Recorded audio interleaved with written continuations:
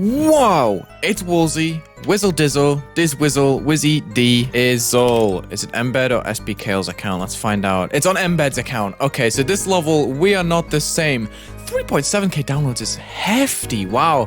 Mbed glowing up for real, for real. Mbed, also known as Miss Bedrick, also known as M, he's dropped a 2-player level with spkale on a meetup. Is spkale? Yeah, spkale's here, dude. This collaboration is hype, so hype that I'm gonna be a YouTube merchant today. Does that work? Yes, it does. So on Mbed's channel, he has uploaded a showcase run. I'm not gonna show the main run because Howard Subwoofer is just talking about doing his taxes in the call. But this level is flames. Let me tell you, it's 2-player. So 1 player plays the bottom, which is noticeably much easier than the top section up here. Oh man. So basically they met up and they made a really cool dual split up collaboration kind of thing, which you don't really see too often. I thought it was a really nice idea for a 2-player level and I wanted to showcase it on the channel just like I did with Howard's level the other day because slight disclaimer, the building content is not dead. I just want to shed light on some of my favorite levels recently while I'm working on a final of one of my other building series, so stay tuned for that. The prospects of this level just really fascinated me and I just wanted to talk about it and just let my mind run free because I really like this level and I wanted to share it. So what's not to love about this? Look, you got spkale on the bottom, you got mbed on the top, and they have such unique creating styles that just makes this really interesting to watch and look through.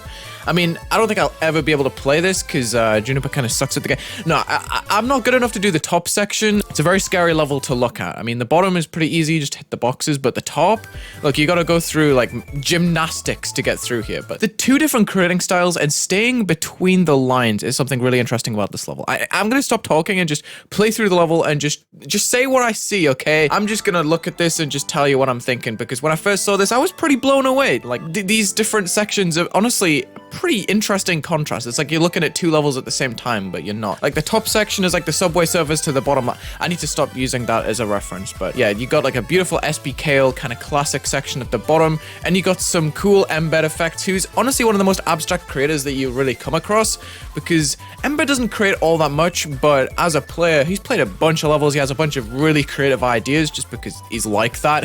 Mbed is one of the most creative people I actually know, and yeah, this level definitely demonstrates it. Like the bottom side is really neat. You got spkale's beautiful rainbow stuff on the top, and it's just so satisfying to look at. I mean, I could barely tell what's happening gameplay wise. It's all crushed into this narrow tunnel, but look at this like freestyle art kind of thing, and then you got like a fishy pot on the top. So you just got like classic kale and mbed stuff on the top and bottom, just pure creativity as well. Like this part is beautiful. You got a really creative memory section on the bottom, you got the flashing stars on the top side. I mean, the person who's playing on the easier side has got to be so frustrated by what the person on the other side has to do. And this is wow, I literally just watched the Mario movie today. Mario, it's Mario, okay? I'm British, it's Mario. Mbed and spkale, 2 goats, 2 of my friends. It's really nice to see this level just combine both of their skills into their own little split up sections and create just a really nice artistic level that's very fun to look at. And yeah, it has so much built into it. I mean, there's one side that's noticeably more like simplistic than the other side, but I'm pretty sure they built it in the space of what, 7 days, whenever they were meeting up. This ship gameplay on the top, I don't know how you're supposed to, like, come on, you gotta be a pro to be at the top. Like, this is gonna be a pretty big challenge for anyone to actually beat while meeting up. I mean, these gaps are tight, but like, look at the top, you're constantly flying through with the different ship gravity as well, and then you got like a wave challenge. It's like, it's really like they just built like a bunch of challenge levels and then combined them all into one space. And I think the Stratales song here really fits because it has so many different sections. It's like an arcade style kind of thing, which really matches well with spkale's kind of thing. But because it's so like chipper, mbed style really works on the top with like the electricity and stuff. I think it's fascinating how well these styles kind of blend together.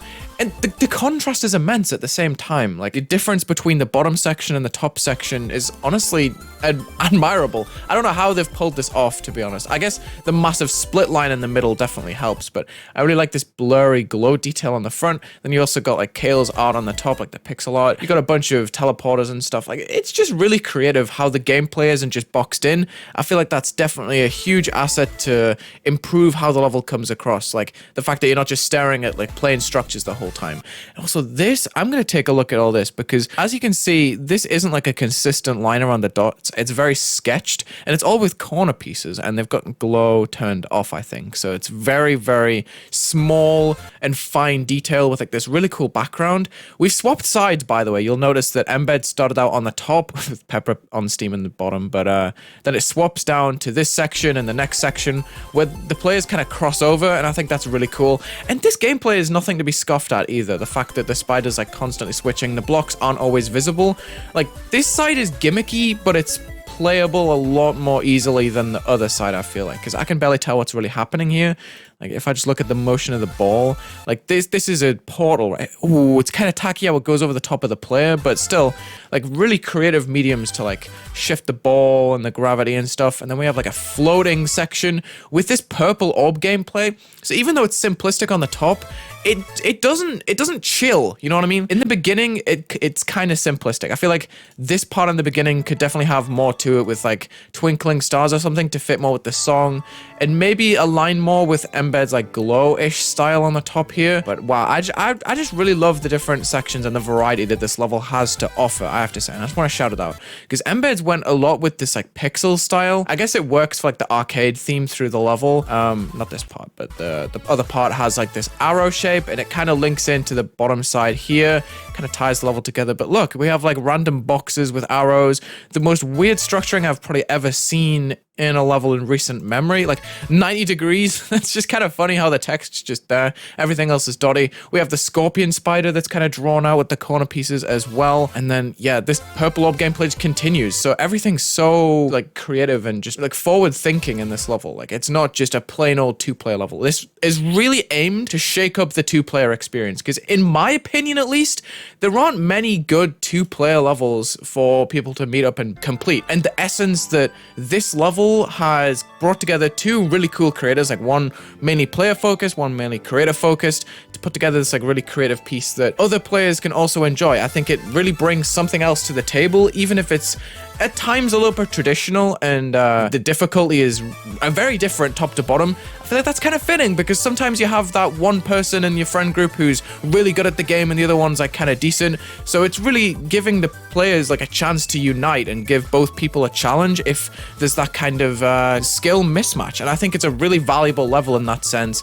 And I think it's really well executed overall. Like, hold on, let me see what that poster is. I'm quite curious. I kind of just like skimmed over it the first time I saw it. Are you enjoying the show? Refill your popcorn. You'll love this next part. Okay. Yeah, this level is just honestly really fire.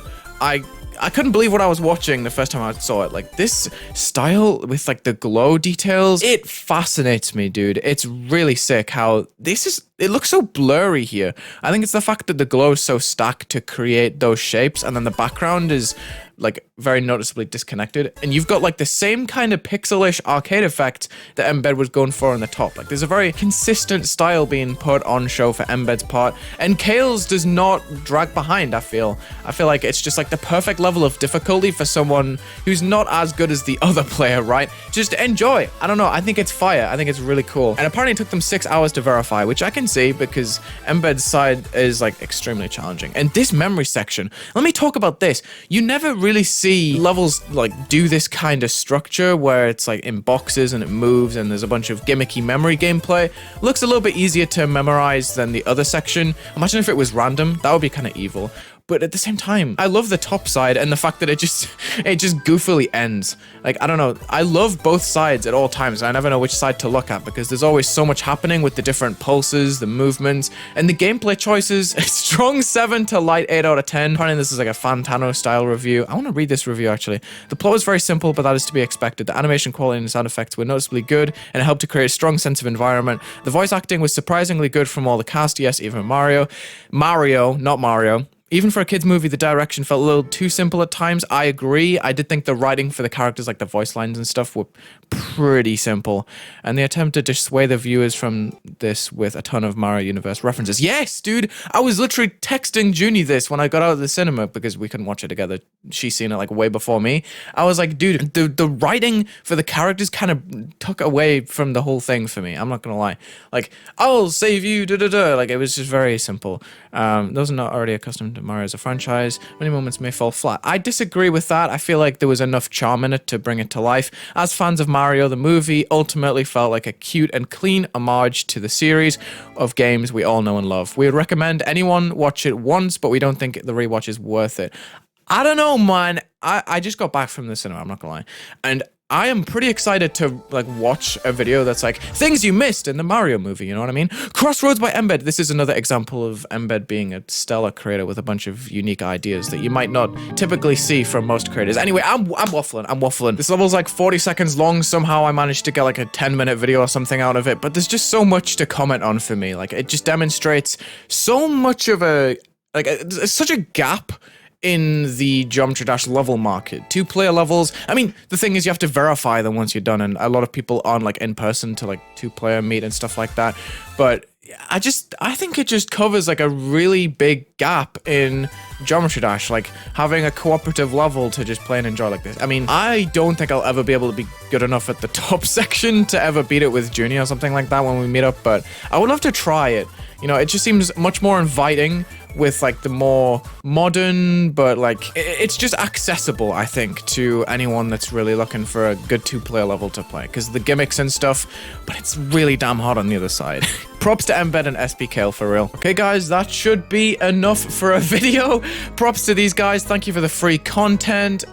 Thank you so much for watching this Geometry Dash review video. Let me know in the comments what you want me to take a look at next, if there's something I missed or if there's any new poppin' levels. Check the links in the description, leave a like and subscribe, and have a good day.